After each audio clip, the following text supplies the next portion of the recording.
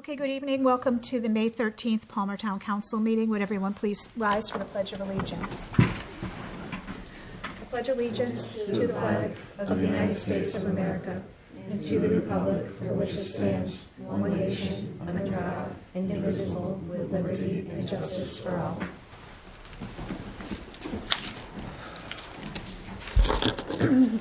Okay, first item on the agenda is visitors' comments. Is there anyone that would like to come forward for an item not on the agenda? Sue, Chris. I'm not really sure if I think you need to come forward or people can't hear you at home, is what I've been being told a bunch of times. Hi. My name is Chris Smith, and I'm with the Palmer Business Partnership. And Mr. Brothers is going to bring up an item. We are on the agenda for the donation, but I didn't know if I needed to come up here ahead. But if you have any questions, I'll be glad to answer them when that agenda item comes up. Okay. All right. Thank you. Anybody else?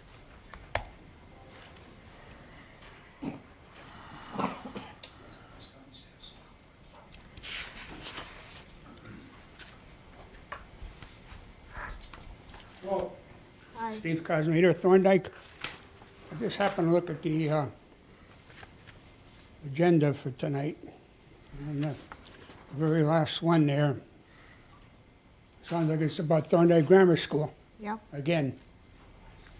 And what's going on there? I'm not sure right now. We're going to be updated when we go into executive session. Okay. I have a problem with these executive sessions. Seems like you might be violating the open meeting law by going to executive session on something like this. It's not contracts. This should be open to the public. We're going in under real property, which is Mass General Law 30A, Section 21, Number 6, which is a reason to go into executive session. So if we were going to be looking to sell the property and we were going to discuss what we wanted to get for the property, if we were going to sell it, we would do that in executive session. We wouldn't do that in open session. We wouldn't discuss how much we feel we should sell something for. I mean, do you want anything to add to that? Yeah, and I'll just add quickly, a lot of the discussion points are talking about a value of the building, and that's not public information to put out. When the bid becomes available, obviously, it's totally public information. But right now, doing the background work, that's all done in executive. Now you're saying that so the public has no say in what's going to happen with the property. No, I The wouldn't. public is only going to find out when it's over and done. Not necessarily. You're saying? No, because the board could recommend that we put an RFP out, and then it could include public input on it. But right now, where we are in the process, it would not be public disclosure. Okay, now what if we took a vote among the councilors Regarding in what? regard to open session? It'd have to be And an open reconfirmed. meeting, not this type of meeting, open to the general public. This meeting is open to the general public. No, but I'm talking about like an old-fashioned town hall meeting where people could come and discuss it. Discuss what? What to do with Thorndike What to do Grammar with the School? property and what they'd like to see done with the property. This, not only this, with Converse Middle School also. We had multiple public meetings on Converse, not just council meetings. We also had community meetings on Converse. When? Past 2-3 years. We did it. 3 years ago. We all attended. We did it numerous times. We also hired someone for a study of what it would cost to renovate that building. Mm-hmm. They came and they presented the findings from that study at a public meeting. Well, I don't remember. I didn't know you were going to ask this question, so I don't know off the top of my head what the number was. But it was well over $10 million to renovate the building. So we have had a lot of public forums. We listen to people. We understand there's an interest to potentially keep Converse Middle School, but it also comes with a very large price tag to be able to do that. So I feel like we have engaged the public to come forward, but that right now, we have not moved forward at this point because of the Brad just coming on board. So the RFP was being written by Mr. McNutt. We then held off on doing anything when Mr. Reed was here.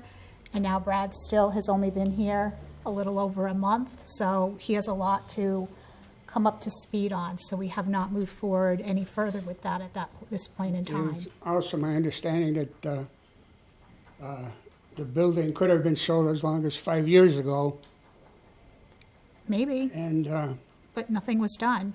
So, I mean, the past is the past. We're moving forward. I don't know, it seems that the process is very slow. In the meantime, we're spending money, wasting money, heating, electricity, whatever. Yep. You know, it seems like kicking a can down the road, and No, we voted I believe we took a vote when Mr. McNutt was here that we were moving forward with issuing an RFP for that building. So, okay, so there's no chance of getting a town hall type meeting again? There may, depending on what the conversation is tonight, right, in executive session. Okay, now, are there gonna be minutes of this meeting yep.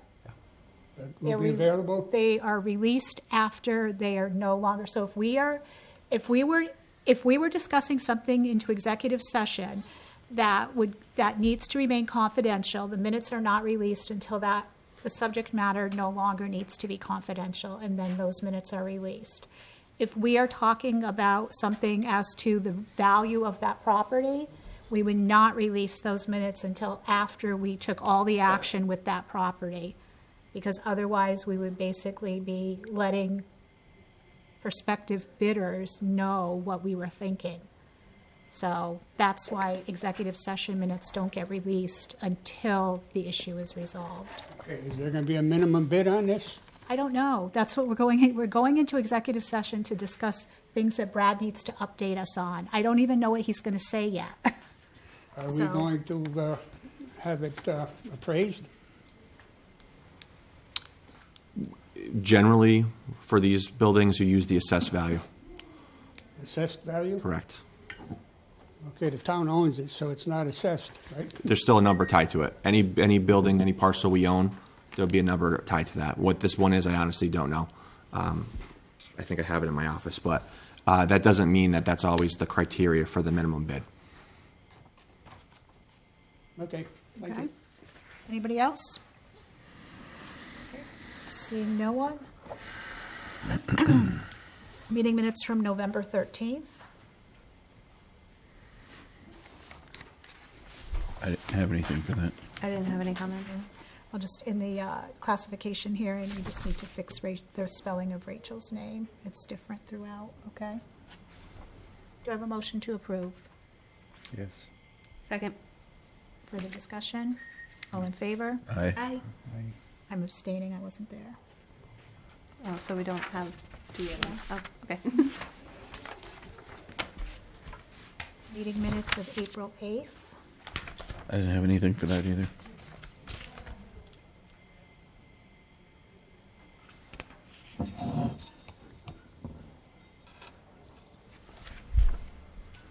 I would just, for the last section of the minutes where it says, it's the last paragraph before the motion to adjourn. You with me? I would just add where the last sentence, add to that sentence saying, so is willing to write legislation to dissolve the districts if the town or districts move forward with this. Because it wasn't that was going to happen, it was just mentioned as that was something that could happen if the districts in the town were looking to move forward that way. Add to after the water department, with the water departments. If you would If the strike, town- you would say, you would get rid of starting with the water departments and say, if the districts in the town move forward. Got it. Okay, does everyone agree with that sentiment? Mhm. Okay. Do I have a motion to approve? Motion Second. by Carl, second by Jess, all in favor? Aye. Okay. Did anybody have any old business? Nope. Okay, first item under new business is a presentation by National Grid regarding a Palmer to Ware improvement project. Whoever's going to speak can come forward. Just introduce yourself for the record. And Introduce yourselves. Sure. My name is Gene Charles. And I'm Mike Hager, the project manager for this project. floor is yours. Great, thank you. Good evening, everyone. Again, my name is Gene Charles, and I am representing National Grid as a stakeholder specialist for the Palmer to Ware Improvement Project. Michael is the project manager for this project. We have a rather brief presentation. It should take about 10 minutes, more likely less than that.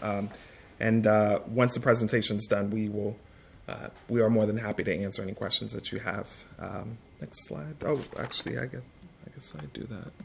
Arrow down? Yeah. Oh, there you go, okay. Thank you, Marlene. So this is our agenda for today. We're going to do a quick project overview. We're going to do a comparison of existing and proposed structures. We're going to talk a little bit about the permitting. An estimated project schedule will be reviewed, and finally we'll provide you with our contact information for this particular project. Excuse the text on, and it might be pretty difficult to read, so I'll jump right to it. So the primary reason why we're doing this project is to address the deteriorating condition of this transmission line that National Grid refers to as the 015N transmission line, which runs through this region, and obviously specifically in Palmer.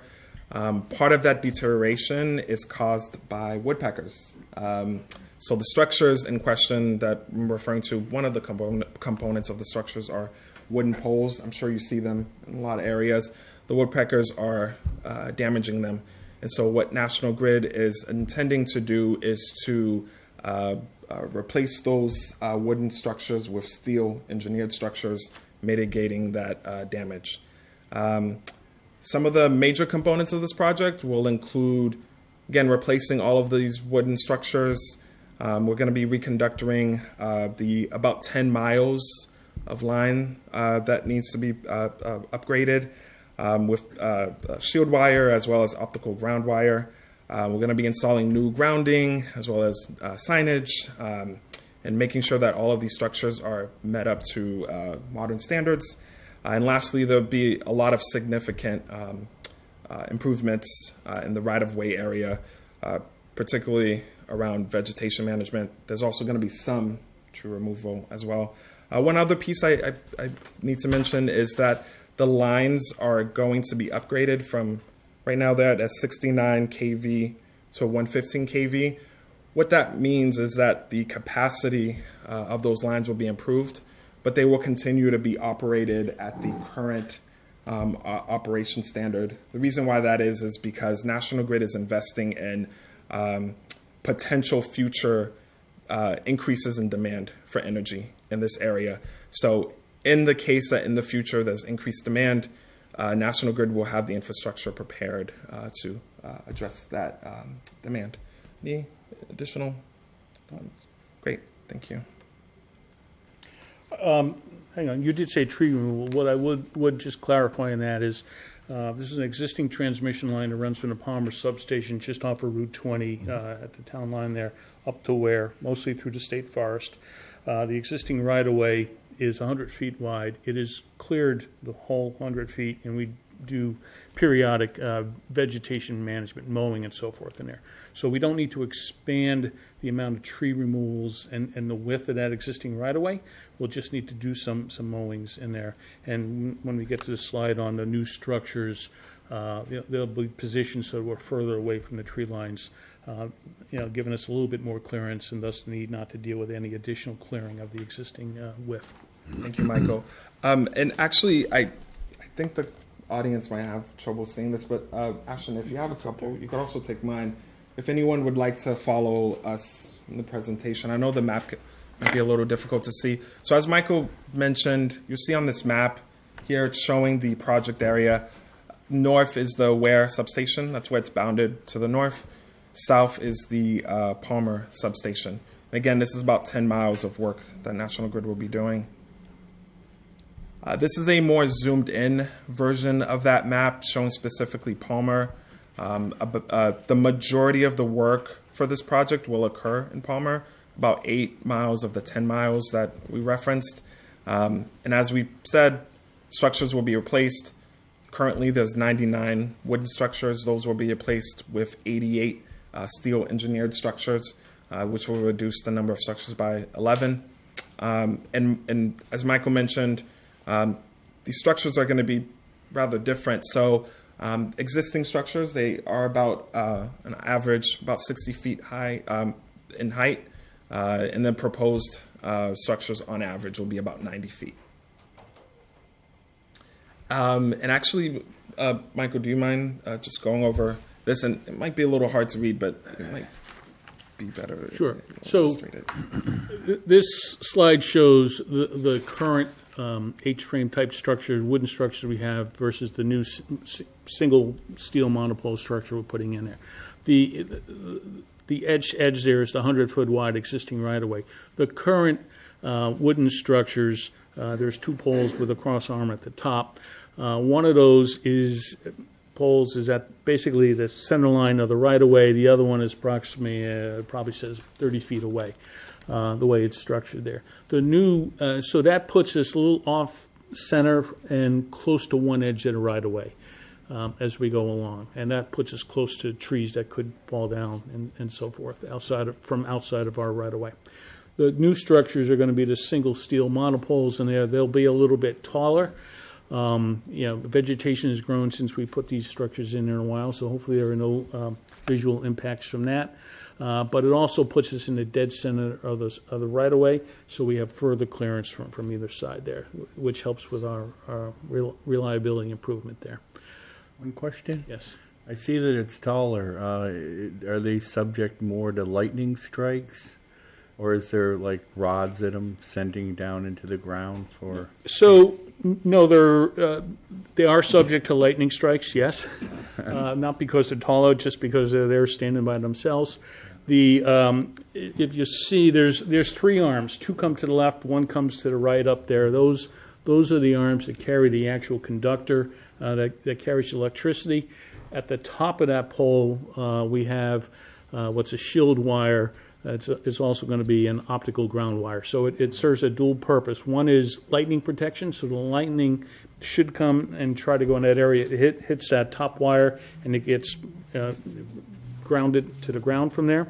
It also allows us to have some communications between the 2 substations. So as we improve our communications in our relay systems to provide protection to the system and other communications back and forth as we get smarter devices on our system. It allows us to use our fiber optic network to communicate between the substations versus the standard public networks. Thank you.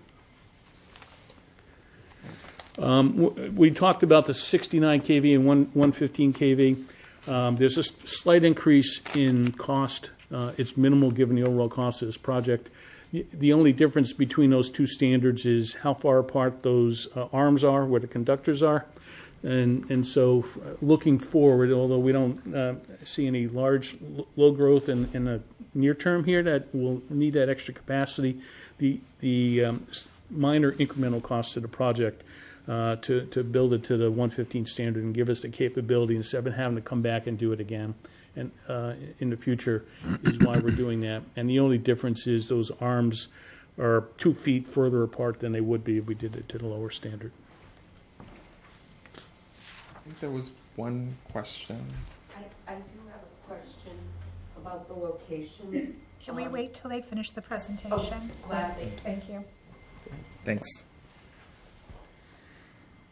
Great. So we're actually almost done with the presentation, actually. The permitting process, National Grid will be attempting to get approval from the Energy Facility Siting Board. to continue with the project. That process may take about it's estimated to take about 3 years. So it begins in July of 2024 and will continue to July 2027. In addition to that, National Grid will also be working to receive permits through various environmental as well as local permits. So, for example, maybe a permit from the town of Palmer. So that's generally the permitting process. Sure, yeah, go ahead. What's your next one? It's the project schedule. Great. And this is the second to last slide. The project schedule. Stakeholder outreach, public outreach will continue throughout the project. You'll be hearing from us in various forms. Field assessments will also be occurring throughout the project as well, just to ensure that things are going smoothly. And vegetation management, that's occurring in 2 phases. The first phase has already been completed prior to the soil borings process. And the second phase will occur just prior to construction, just to make sure everything's okay before our crews come in and start doing that work. And as I mentioned, permitting will be will take place for about 3 years. And construction will start the access roads July 2027. Line construction will begin July 2028. And throughout this whole process, again, we will be in communication with you. Did you have? And so I would just add, the reason we're here this evening is just informational. We're not looking for any Yes. action from the town council. We will start our environmental permitting with our state environmental impact filing at the end of May. We'll start our siting board process, where we have to go to the state siting board to convince them that there is a need for this project and this is the right solution for it. So as we start those processes in the coming weeks and months, there'll be some opportunity for the public to become involved in that process. That's where the public will hear about this project a little bit more, and thus our reason for starting here tonight, so you're aware of it before it starts gaining traction out in the public there. Yeah, thank you, Michael. And this is the last slide, contact information. So we have here our dedicated project hotline, whenever that does become necessary during construction, project email, and we do have a project website where you could get some additional resources about how construction will look, maybe some additional visuals, so you could get a better understanding of how construction will occur. And during construction, that website will be updated throughout the lifespan of the project. We do have 2 public information sessions that we'll be advertising and holding. I think the first one is next week up in Ware, and then I think 2 weeks from tonight, towards the end of the month, we have a one we're going to host for the public here in town. And that's our presentation. We're happy to answer any questions you have. So, is this project, is it all vacant land, or is there homes or businesses in the path of this project? So for the most part, this runs through the state forest area. Very few homes in there. There are 1 or 2 spots where there are some homes nearby the right-of-way, but they're fairly well shielded right now.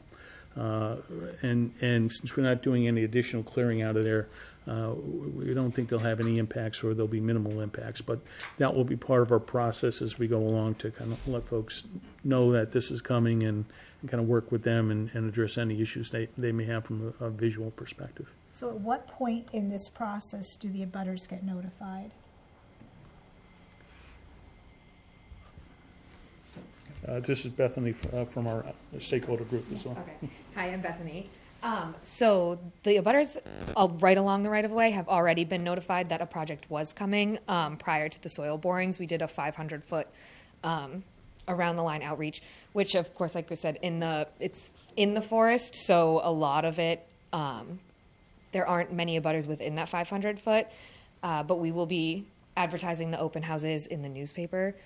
So we're hoping to get hopefully a good turnout. And if you have town websites or anything, if you would like to share our link, and maybe we can send along a PDF of our flyer that we're sending out. Maybe you could post that as well. But so far, that is the only specific outreach that's been done. because that's the only work that's been done so far. Okay. So yeah, whatever information you have, if you could just send to the town manager, that would be great, and we'll get it on the website. Yeah. Absolutely. Anybody from the council have any questions? Okay, Chris, if you want to come forward so people can hear you. It's not really, it does have to do with forest land and also town-owned property.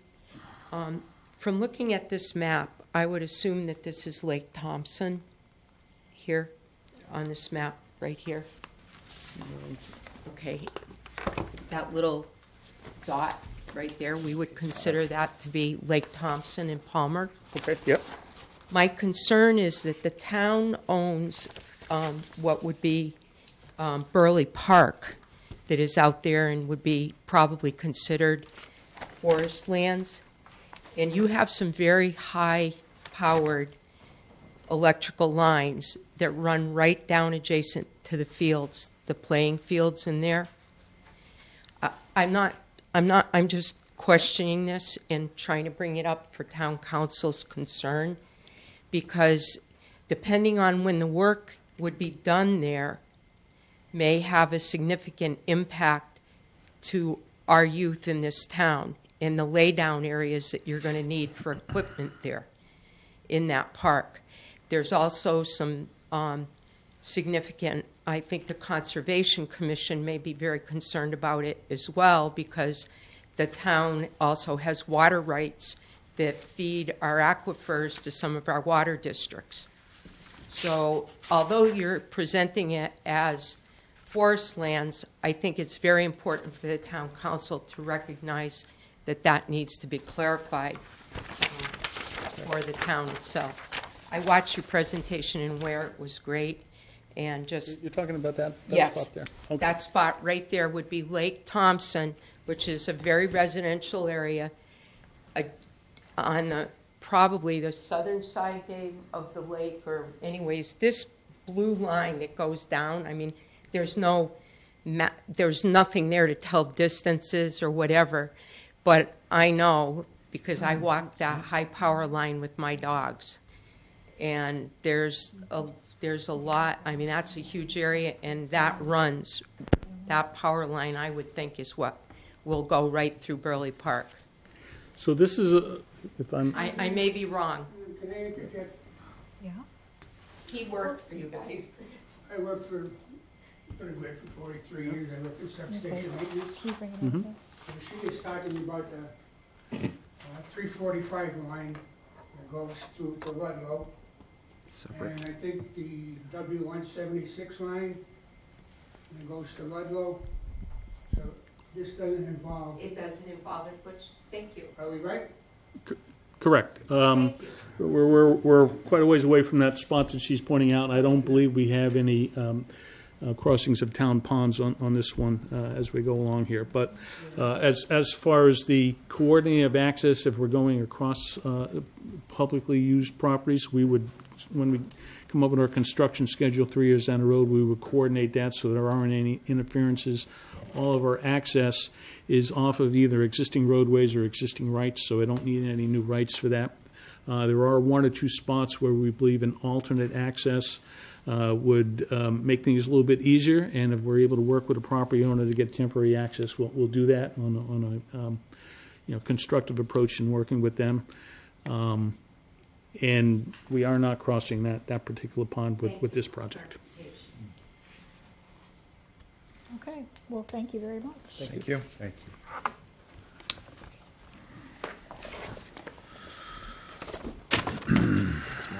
You're welcome. Thank you guys. Have a good night.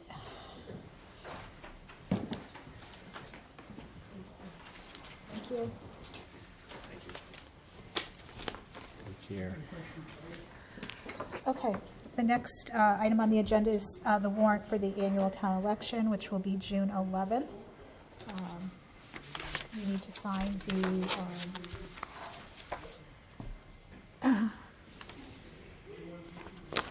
the warrant.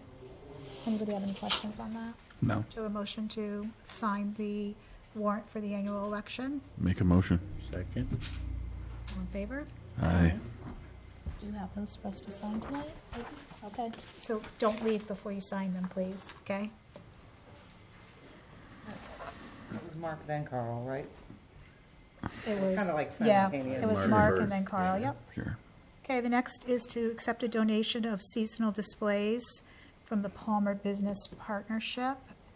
And we have a list that was provided. Brad, do you want to? Yeah, I'll quickly expand on it. So, working with Chris and the Palmer Business Partnership, one of the things that came up was for insurance purposes, we should be actually the owner of the displays. So this would we take ownership of them, and they would therefore be covered by insurance, because prior to that, if we don't, technically, the business partnership would be liable, and it'd incur increased costs for them to add that on. So we felt it's in best practice right now to actually take ownership and have them covered under our policy, just in case something is to happen. And right now, is everything still stored at Converse? Not everything. For the most part, the seasonal, the holiday displays, are we still, Brad, just talking about Purple Heart right Yeah, now? just for today's, Okay. yep.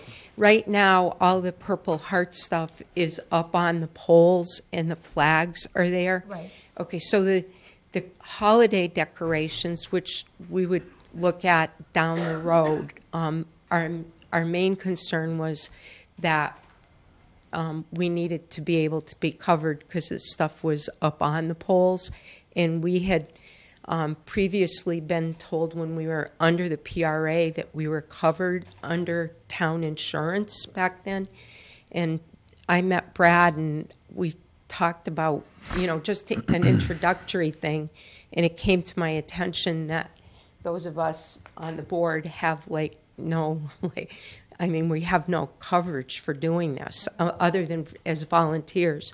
So we looked into what Munson does and they do the exact same thing. We went to Seastole, our insurance, and Renee had actually suggested that we lease it to the town, but then Brad said that the town doesn't really do leasing.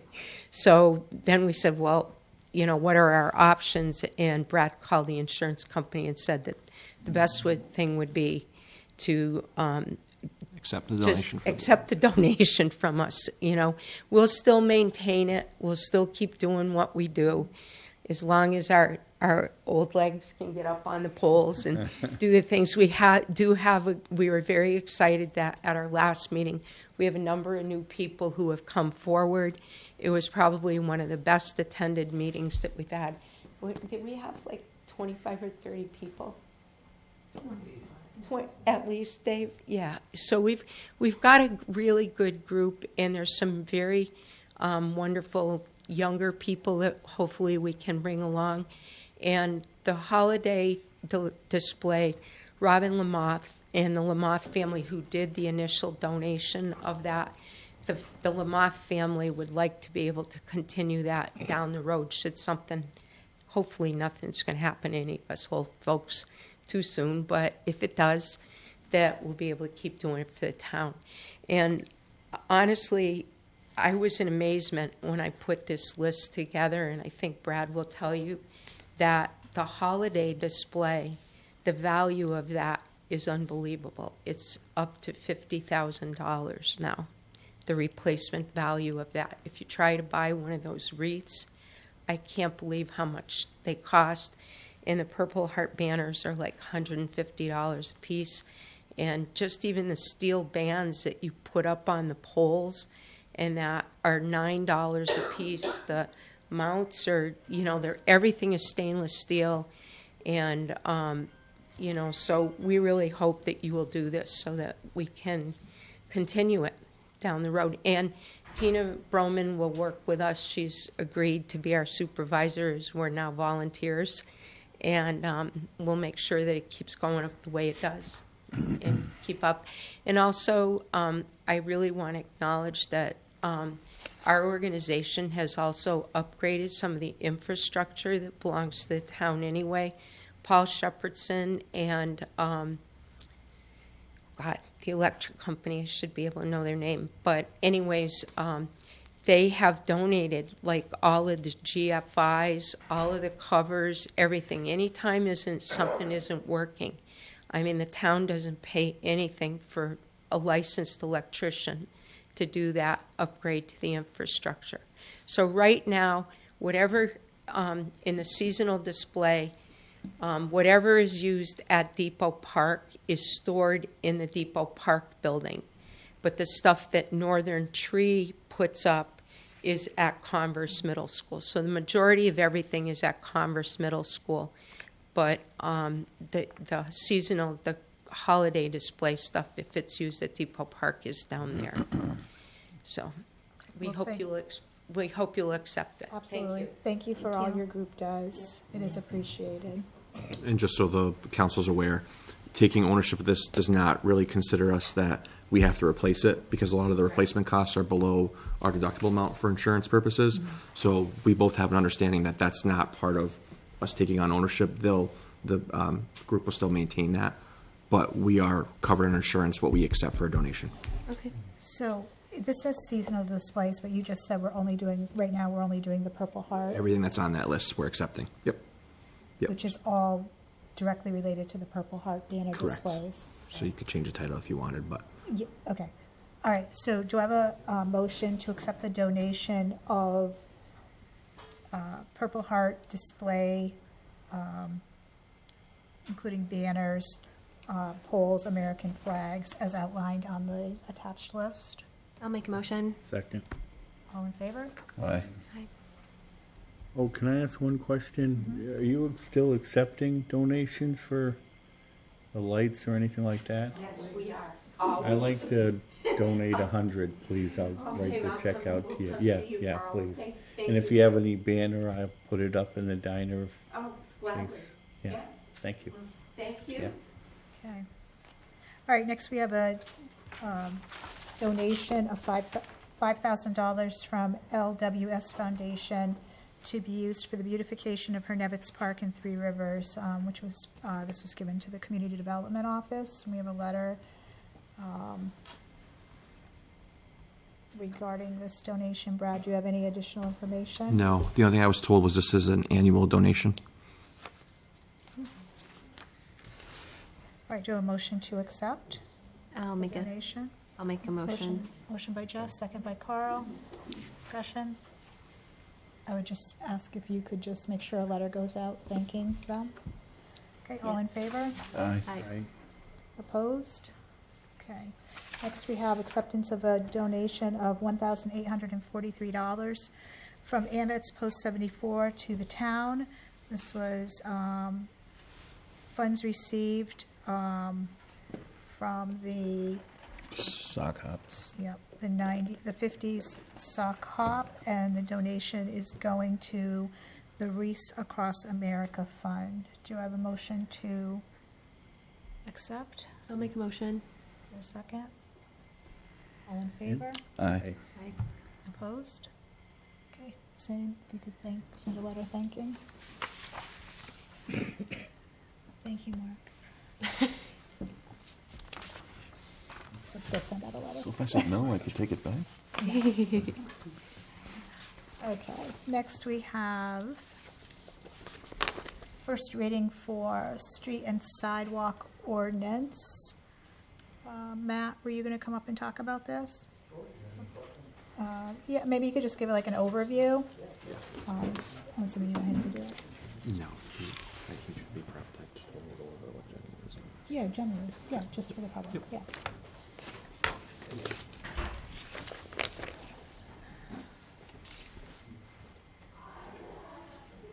Just like a general overview of what Yeah. we're looking to do. Yeah, so roughly, I don't know, over a year ago, I started putting this ordinance together. It's just kind of, this ordinance will tackle a few things, a few challenges that we have around town, starting with the stormwater runoff. You know, it's eroding properties. It's causing neighborly feuds. We're getting calls in the office about my neighbors running stormwater into my yard. What can the town do? It's running across the yard into other properties, into the basement. So it's causing a lot of problems. And of course, we've had record levels of rainfall in the last, year or so. I think just in the month of March, we had over 7.5 inches of rain, which is causing a lot of problems. We have a few areas in town where the stormwater is actually eroding properties, anywhere from like new construction site stockpiles of like loam and all that kind of stuff, and it's washing off into the hills. It's coming down into roads. It's washing out roads. It's filling our catch basins. Almost every single rainstorm, we have to go out. We have to street sweep. We have to clean the basins. It's even causing trouble for cars to actually gain traction to come up certain streets. So first thing in the morning, sometimes we have to go out and clean the debris off. I don't want to get too specific with some of the actual people's issues, but these are a lot of issues that are happening throughout town. We have another area of town where the stormwater on your property is going into your basement, and then they've got sub pumps, which they're pumping it out into the road. Brand new pavement that we just paved last year is already starting to crack. Pavement usually cracks from thawing and refreezing, so if you're constantly putting groundwater onto it. And then what's happening with that though too is in the wintertime, because of the temperatures, those hills are freezing. So we're getting calls all through the night. Residents can't get up the hills because it's icy, can't get into their driveways, all kinds of things. You know, and then there's some other things on there, you know, shoveling your sidewalk and blowing your leaves into your neighbor's yard. I mean, that's all, I personally think it should be a common practice. So this ordinance kind of covers a lot of things, a lot of different things, a lot of challenges that we have. And I think with the record rainfall that we've had over the last couple of years, I think the town should put this, get this through. I just had a question. So you were mentioning like people blowing leaves into somebody else's property, or saying like, you know, somebody's groundwater or stormwater runoff is eroding somebody else's property. At what point, and this might be like a more philosophical question, but is it the town's responsibility to come in, or is it that like neighbor's responsibility to say, have a civil like conversation? And, you know, I think there's always that balance when you get police involved in certain issues where they're like, oh, this is a civil issue, like we're not going to get involved. At what point is that the same in this type of scenario too? I think this ordinance more or less for that private property to private property Yeah. might just give a little bit of relief to a homeowner that there is something in place that makes you, you know, keep your own stormwater on your own property versus having nothing at all. Usually my first connection with a resident that's angry about it is have you talk to your neighbor? Right. And, you know, how's your relationship with your neighbor, and can you talk to them? So Yeah. we just don't have anything like this at all in any of our ordinances, so we don't even have a starting point. Yeah. Yeah. Because I totally understand and appreciate the issue of it damaging like our public infrastructure. I just don't know about having a role in that like neighborly conflict. I guess that's just where I appreciate that we're going to be looking out for people, but then I feel like the town might be in a position where we're like, well, that neighbor, you know, there might be something more personal about it. And I don't want the town to be stuck in the middle of like some weird neighborly disputes. So that's just my only thing. Yeah, and about there was actually a scenario last year, last fall.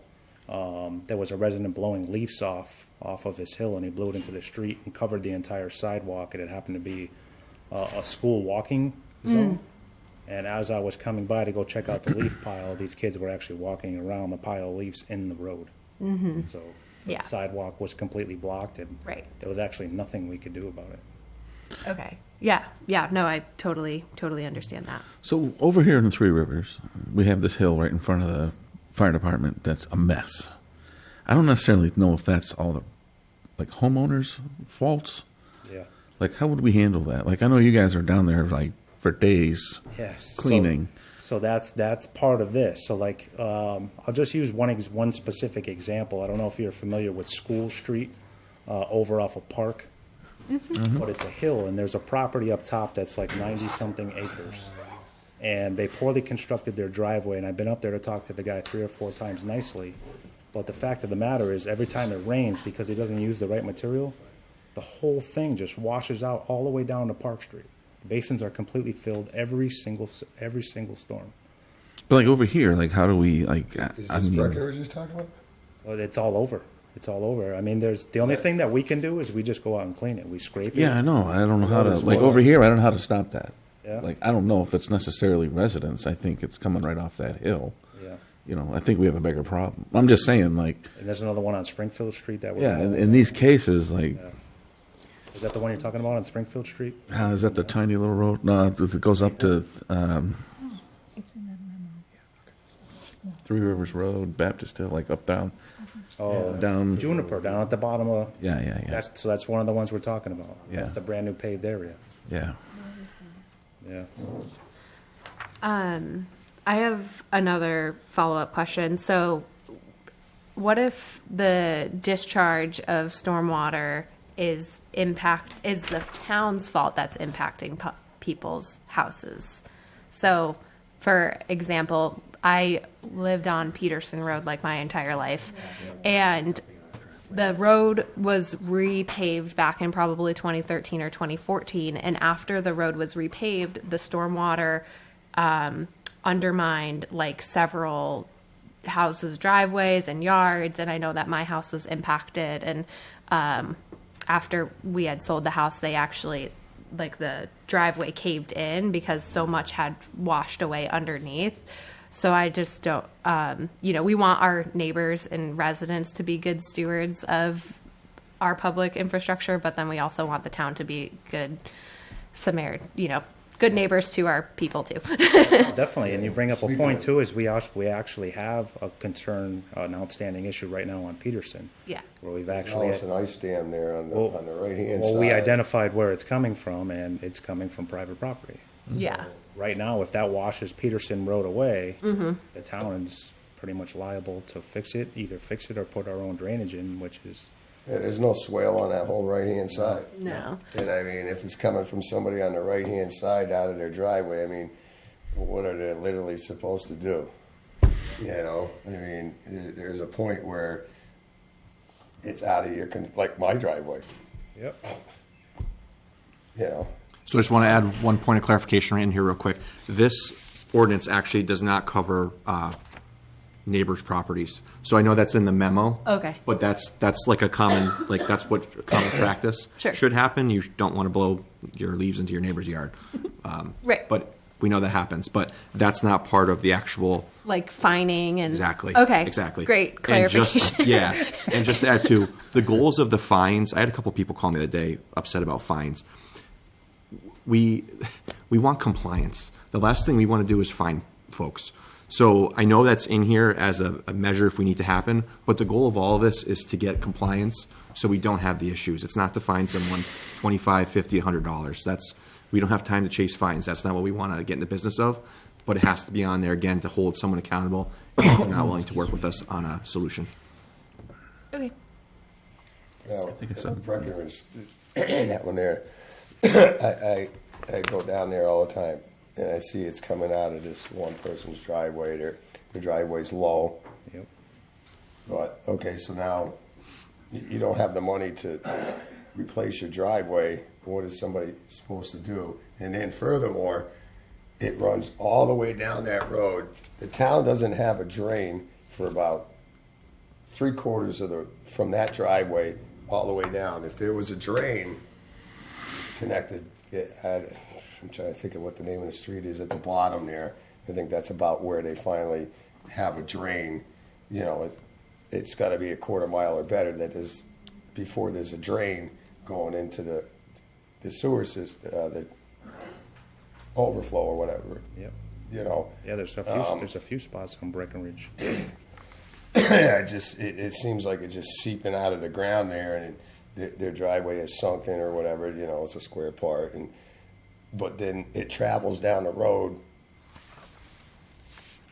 0.2 of a mile before there's a drain. So I think we're getting kind of off track. No, I'm just. Yeah, but we can, I think maybe that's a conversation for you to have with Matt, or we can bring it up at our next meeting or with Brad.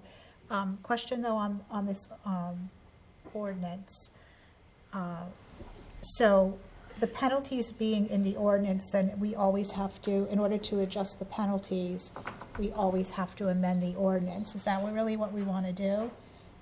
Is put fees in the ordinance? Or do we just want to say that there are, like, refer to something else so that ordinances don't have to be updated every time you want to change a fee?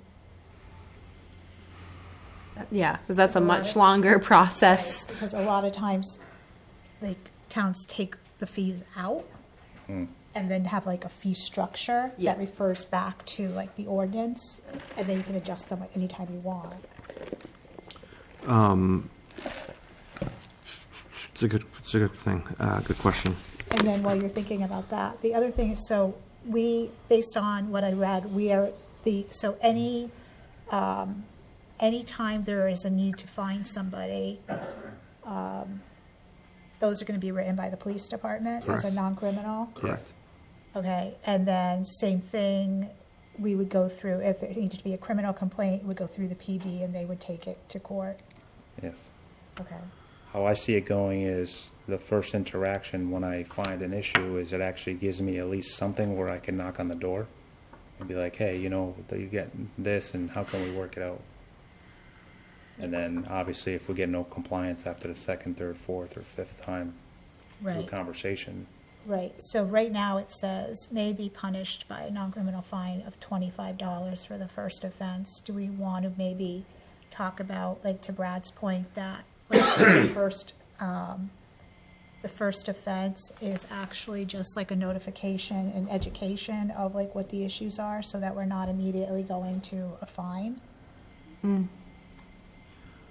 We could add that if you wanted. I think that was going to be the practice anyway, but if you guys want that in writing, I don't see a reason not to have that in writing. I think that makes sense to put it in writing. But I think that the bigger thing is, Yeah, is and- not move forward, like not move this process forward if we think we should pull the fines out and then just do it the next meeting. In other ordinances, Or- is it the same? Do we have the fine structure built in, or is We this? probably do, but I know that's something that really, as we go you through, wanna clean up. we Yeah. should be pulling them out. Because then you can just do a review of Any fees given and time? fines. Yeah, you don't have to go through the whole process. Right. Yeah. Yeah, that's good practice. Let's do that. So let's pull that. Pull the fine schedule.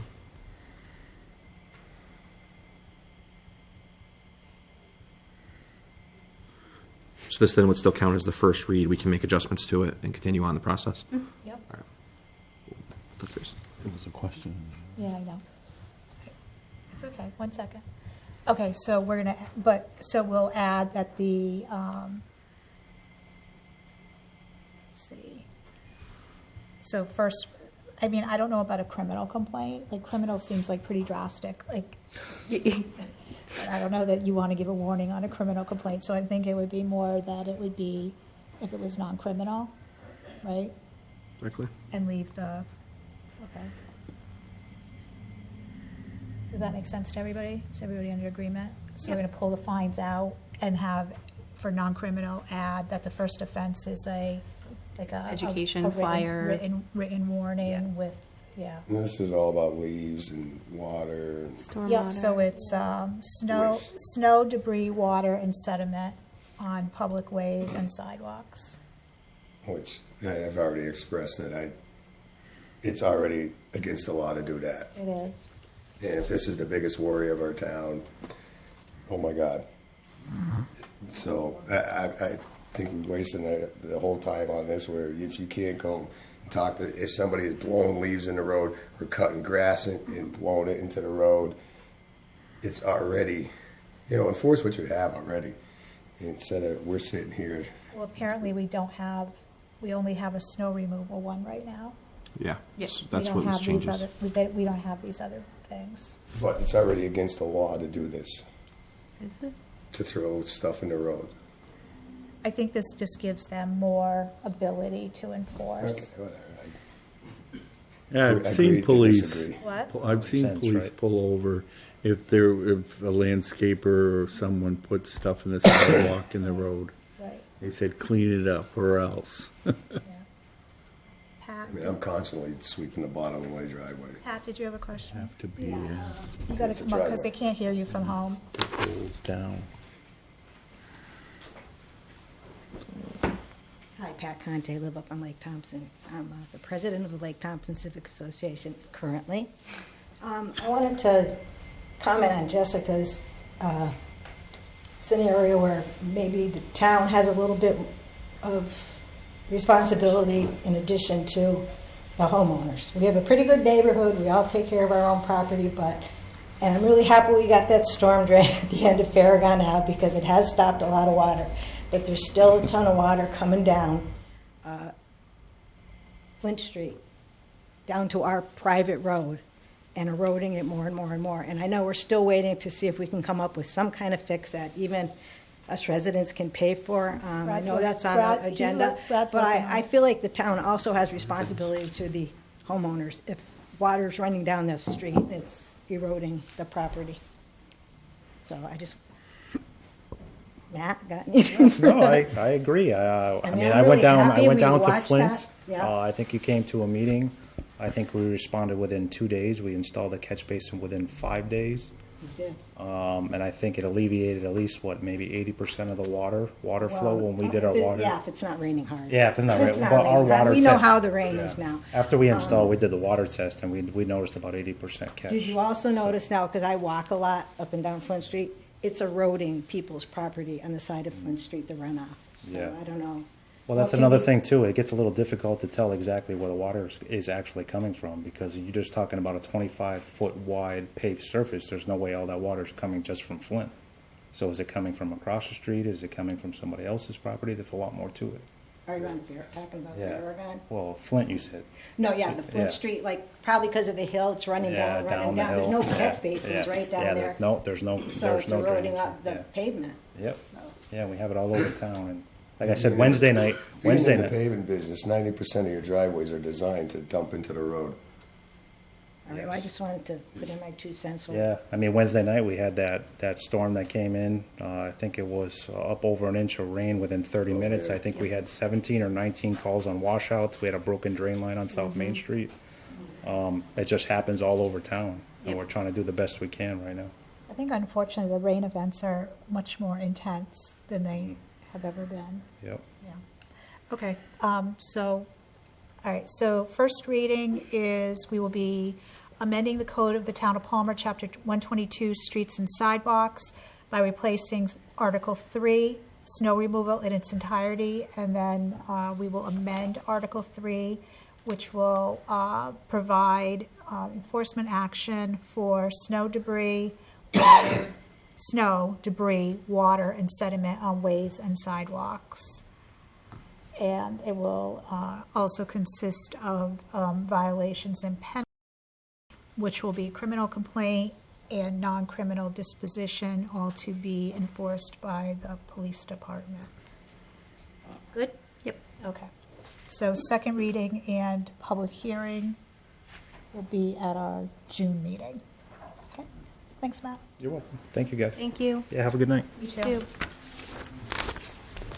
Okay, the next item, which was funding for the Legion Field bathrooms, Brad asked that get pulled. Next item is Resolution 2024-13, which is an ARPA request for Palmer Road. Go ahead if you would like, Matt, Brad. So the request is for $70,000, which is the amount of the bills to date.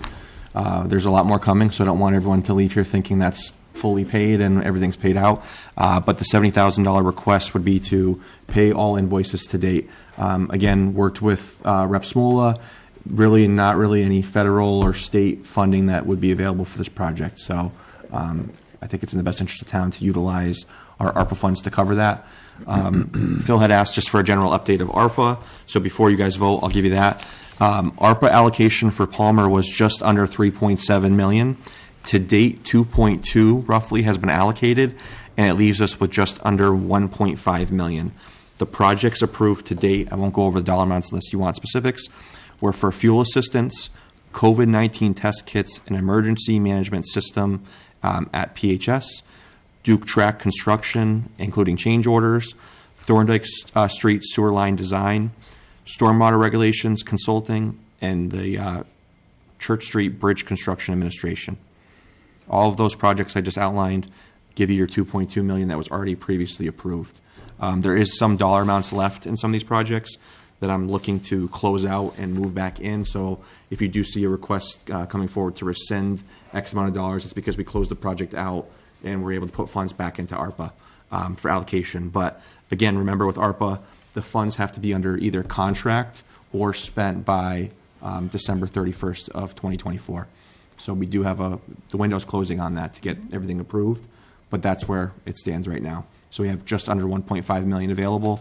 The $70,000 request is a piece of what's going to come for all of Palmer Road or Street. So going back and forth on which one it is, but that's the starting point for that. If there's any questions, I'll be happy to answer them. But again, it's good practice because I don't want our vendors who submitted bills already, if we wait another month, we're looking at 60 days before we paid everyone. So this is just good practice to move on anyone who invoiced. I do have a motion to approve the use of ARPA funds in the amount of $70,000 for work invoiced to date for Palmer Road. Motion by Phil, second by Carl. All in favor? Aye.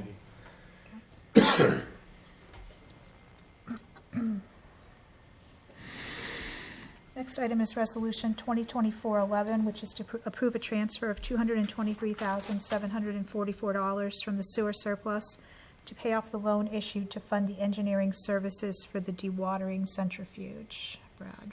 So this request would bring us down to, I think, $1.3 million left in sewer surplus off this request. The big piece on here, though, is we will be going out to bid and expect those bids to come around either September or October timeframe, where we would be requesting a larger request from you guys to approve a loan authorization for the project. I actually believe 2.25 was approved. So depending on what the contract, I guess, comes in at, we either be looking to either, one, walk from the project, depending on what the cost comes in, or to maybe, I shouldn't say two, there's three options. The second one would be to increase what you guys already approved, depending on the rate, or three would be to really, we actually don't have to go back to you guys because you already approved the cap. So there's really two options, and I'll repeat that because it was all a little all over the place. Option one would be that we rescind all of the funding because we're not going to go forward with the project. And option two may be that we need to add money to move forward with the project, so we'd come back for your approval on that. And I expect those bids to come in around September, October. We do have a motion to approve a transfer of $223,744 from sewer surplus to pay off the loan issued for the engineering services for dewatering centrifuge at the wastewater treatment plant. So moved. Second. Motion by Phil, second by Jessica. Discussion? All in favor? Aye. Opposed? Next is to appoint Brad Brothers as, that's another, hold on. Authorized signatory, but it's not. It's to approve the, hold on. There was an email today. So town to authorize the town manager, Brad Brothers, to execute the Barker Street property deed is what the motion needs to be. So this was, conservation came forward for, I can't remember if we were purchasing or, do you know the details? Yeah, I believe it was purchasing, was already pre-approved through this board at some point. I don't know the fine details on it, but at some point prior to my arrival.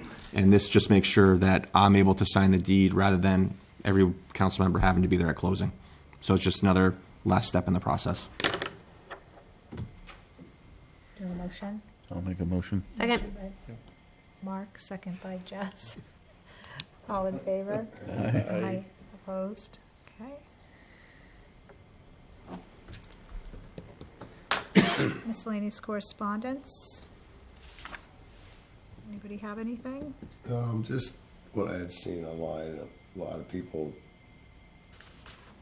I don't know, overexcited about their excise taxes.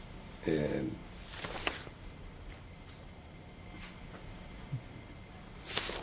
were they just automatically raised more of a percentage than No, the If the fee for state- excise has been the same forever, except by the state. Yeah, the It's state- $25 per Per 1,000. 1,000. This, you're reading things like, oh, well, supposedly they have the ability to just raise it when they Oh, want, so there you is know. legislation that was filed by the governor right?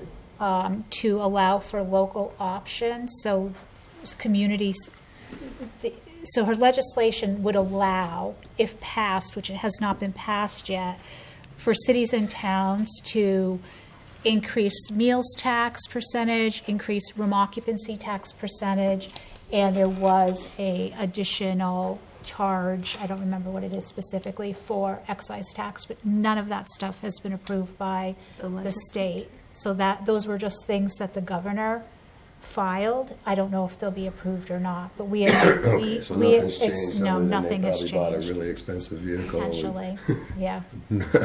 Yep. And if if you have an old vehicle. That's what I was just trying If to. you have an older vehicle, after 5 years, the excise tax bill remains the same. Right. It never goes lower, but if you get a new vehicle, then it Right. The only way to make it go depreciates in lower value. is if it's in, say, like my name, you put the vehicle in your wife's name, then yes, it works. And then it drops for another 5 years. Let the cat I'm out telling of you, the I've done it. I don't think so, Phil, but okay. It does, because it changed ownership, so now for 5 years. It's based on the year. A model, make, or Right. the Car. yeah. You keep selling it to each other for $1. I'm saying, what I'm saying is Kinda like the it cable. stops going down after 5 years. Yeah. But So not if it based changed on the- ownership, no. it goes down for 5 years. No, it does not. It's not It does. based on the sales price. It's based on the price of the vehicle, the manufactured suggested retail price. Right, that's how it's priced, but what I'm saying, it stops after 5 years. It stops going down. Correct, but it If doesn't you matter. sell that vehicle to somebody else, it goes down for 5 more years for that person. It doesn't, Phil, but that's I'm okay. telling you, I did. Okay, It does. Maybe you got away with one. Hey. Yeah. okay. Anything else? No? One, can I add real quick? We forgot to list the town manager's report, but can I just have two quick things to note, if you don't Oh, mind? Sure. First, I'd like to congratulate our town accountant, Gabriella Potter. She received her certified governmental accounting. She got approved as a certified governmental accountant by the Mass Municipal Auditors and Accountants Association. So it's a great certification to have, and we should be proud that our town accountant has that certification. The second piece is I'd like to thank the owner at the top of Commercial and High Street. I know we had a resident last time come in speaking about a possible mirror. Unfortunately, due to Maya and insurance purposes, we would not want to take the liability on of having that. But what we were able to do was talk to the owner that lives at the top of that street. We removed the bush that was there. We put a little rock bed in a little flower garden, whatever ends up going in there. But we're also looking at possibly moving up the line, the stop line, so people know where to stop at the top of it, and again, to move out quicker. So thank the homeowner for making that happen for us. Thank you. Councilors Roundtable?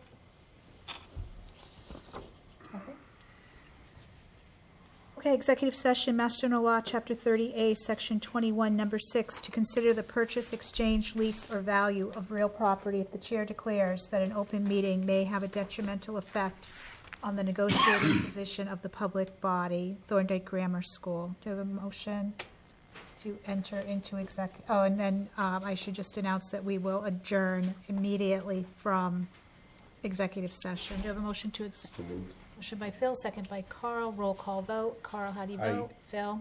Yes. Jess? Yes. Mark? Yes. And I vote yes. Okay, good night.